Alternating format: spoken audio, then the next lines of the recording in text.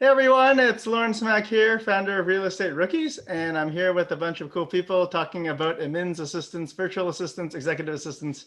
It's hard to find good people for what we can pay them, but so far we've actually just in the last few weeks hired a new one that we've got high hopes for this girl. We're hoping that licensed.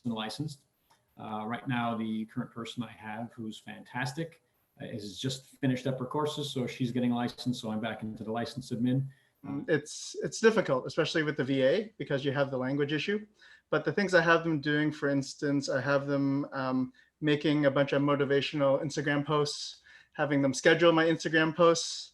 Working on a process with all of our agents now to sort of systematize their lead generation through social media, and she's spearheading that. I had to sort of train them up on that. It's not quite the way that I would like it sometimes. It's not how I would have done it, but I'm trying to be okay with, but I didn't have to do it, so it's almost as good. I can live with it, right?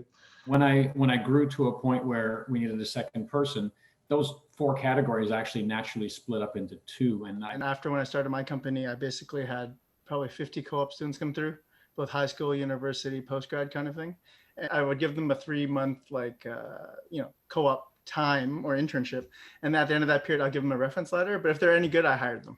So Core, which allows us to share leads. So even if I pass on something to somebody in the brokerage or on the team, I can just go in and see what they've been doing to update. And if they haven't been updating, they lose the lead. Is probably the barrier to entry for any program that works with me. If it doesn't integrate nicely with Google, I'm not interested. It's myself and my assistant and the agent on my team who's working on that particular client file. And it's just easy to look for something using the search function on desktop. Slack. And also project management, I've tried Asana, I've tried Trello, so many different projects. And it really is, you just gotta like pick one and stick with it. But then every time you do it, you're like, man, this has so many limitations. Like, oh, that one over there has this cool auto emailing feature. We really got to use that. And then you go there and test, 20 different people, is I would give them a mail merge. Here you go. Here's the Excel sheet. This is the mail merge label I need. Give me the final product in a PDF. 9 out of 10 of them fail. The few 1 out of 10, I look at them closer.